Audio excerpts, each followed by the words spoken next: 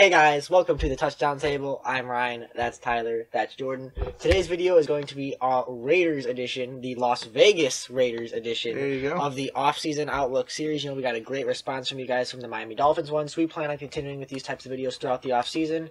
We'd like to get us started about the Las Vegas I'll start us off Raiders. real quick, then I'm sure I'm going to swing it back over to Tyler, because I think I know what he's looking up currently. Right now, what we are talking about, the Las Vegas Raiders. Ryan said it. The name has changed. They are no longer the Oakland Raiders. And it's going to be interesting to see what happens with their fan base, but that's besides the point of this video. We're talking about their off-season. That's why it's called Off-Season Outlook. So, I'll just start with doing a general overview of the team so far. I'll just start with the offense, and specifically right now, Derek Carr. I believe that Derek Carr is the future of this team. I like what Derek Carr is bringing to the team. I think that he has some very good skill sets. You put some good players around him. The draft and through free agency in the wide receiver position. They've already got that running back position. Josh Jacobs, he did very, very good. And although he got injured at the end of the season, he'll be good to go for next year, I think, and he'll be a good running back in the future. But just put some weapons around Derek Carr. You know, he's already have Darren Waller. Hunter Renfro's playing all right. Tyrell Williams, he's doing all right. But just pick 12 and 19 in the draft. You could probably see them going 12 as a wide receiver if there's a good one available, which there's a lot of good wide receivers in this draft class, which I'm sure Ryan will talk about in a second. But there's a lot of good wide receivers to get. So Derek Carr, I'm a believer in him. I think he has a skill set to lead this team. So just put more weapons around him, and I think that he can get it started. He had some good games this year, and he kind of slowed down towards the end. But I like what Derek Carr has done. And remember, this guy was in the MVP candidate conversation. Was it his rookie year? Might have been whenever because the year he got hurt at the end. Was it? Yeah. Okay, I think was that his rookie? I don't know. He got hurt at the end. The year of Super Bowl 51. Yeah. So he does know how to play good. Obviously, he's an NFL quarterback, but he's played at the high level before, and I think that he could do it again.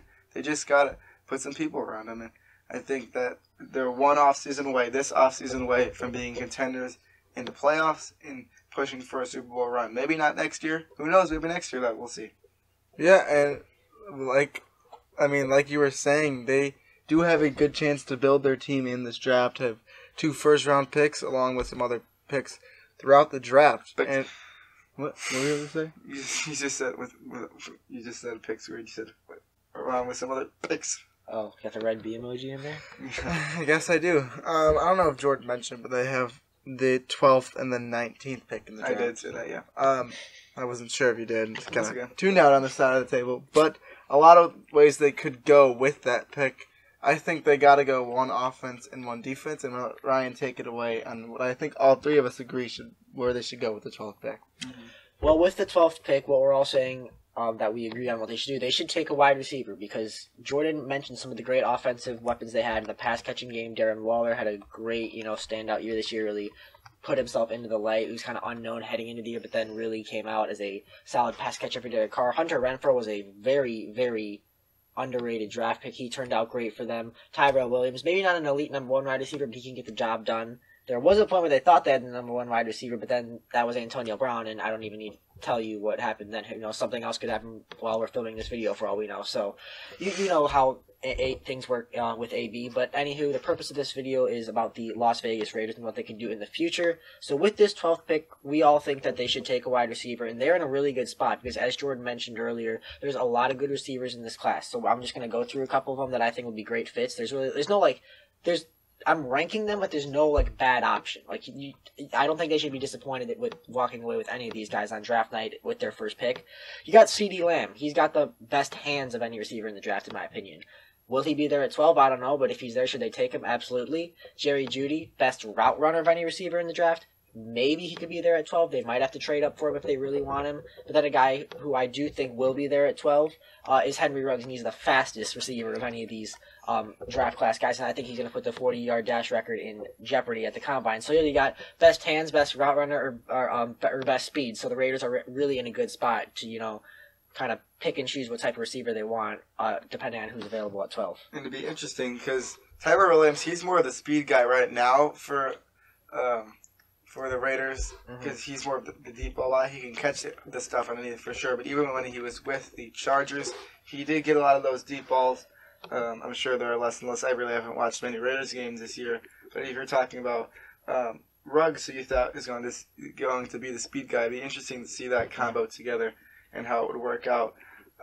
So we said it. All three of us think they should go wide receiver. There should be a good enough wide receiver at that spot. And who knows, maybe something could happen where there's a rumor that says that they're going to go for a certain person like the Cardinals with Kyler Murray last year, but that's usually only around the first few picks, and they're at 9 for that one, or 12.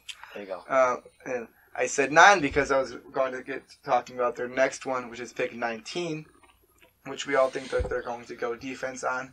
I personally think that the Raiders do need a cornerback. They have some okay people. They have the safety position kind of good right now with Jonathan Abram, who they drafted last year. So I don't think they need to go for that right now unless they really, really like someone. But I think that they should go try to get a good cornerback maybe in the draft, or try to get a good linebacker at some point. And there's also free agency to fill these spots, but that's just kind of on the defensive side, in my opinion.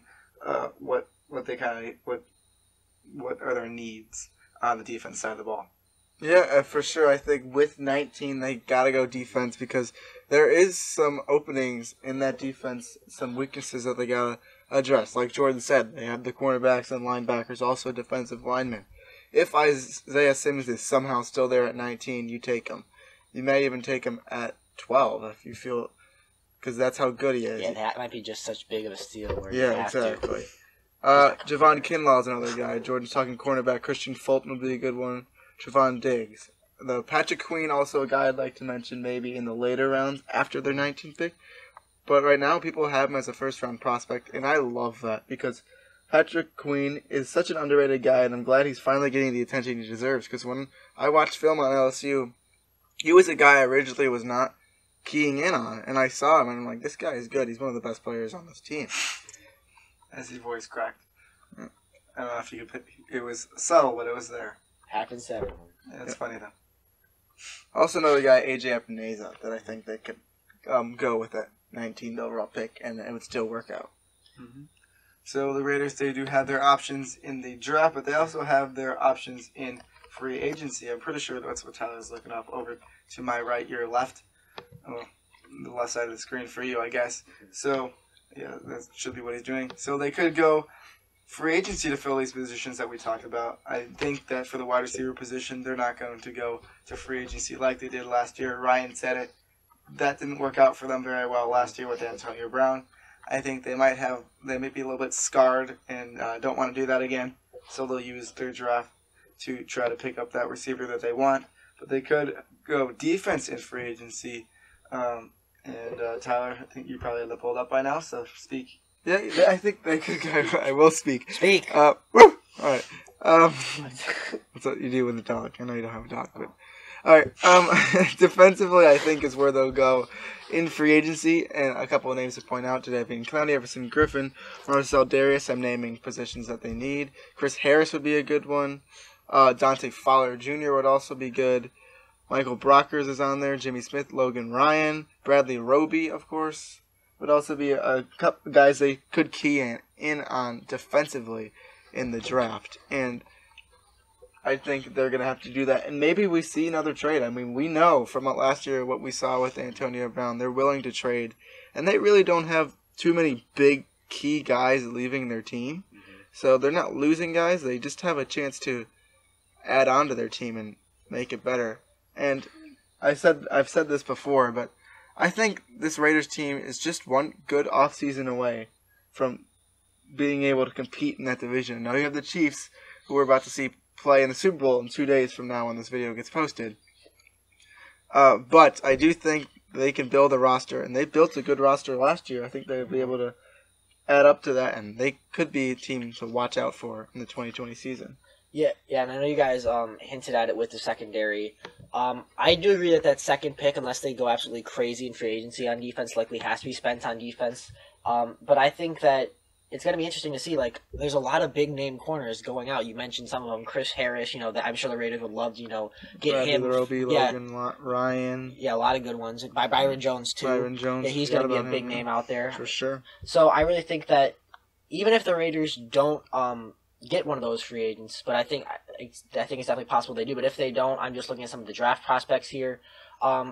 I like Trayvon Diggs. I think he's a good player. He's got good ball skills from what I've seen. C.J. Henderson is another player that I'm looking at that around pick 19. I think that'd be good. But say they do sign a guy like Chris Harris or Bradley Roby, then I think you shift your focus over to linebacker where you take maybe Kenneth Murray or Patrick Queen, a guy who Tyler mentioned. So I just think that linebacker and cornerback are some things that the Raiders also have to have an extra close eye on this offseason. Yeah, a lot of agreement around the table at linebacker and cornerback for the defense. And then for the offense, we all agreed before with the wide receiver. So we are all in sync right now with the Raiders. And we think we know the formula.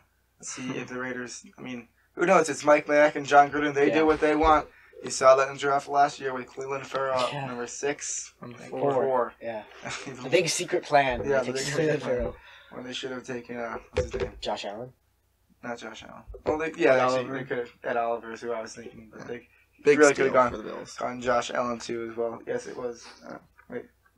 And Ryan was talking about... And also the Jaguars. I was thinking of Josh Allen. Josh Allen was a big steal for the Jaguars, so I just wanted to say that. Okay.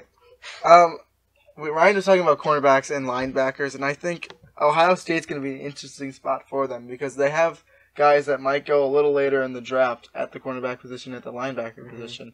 Malik Harrison, one of the first two that I'm going to mention. And then Damon Arnett, I know he gets overshadowed by Jeff Okudah being on that team, but he's got ball skills as well. So I really think those are two underestimated guys from Ohio State specifically they could go after and get a huge gain out of. I'm excited to see what this Raiders team does in the future, and I think I have high hopes for them. I think that they have a bright future ahead of them in Las Vegas now.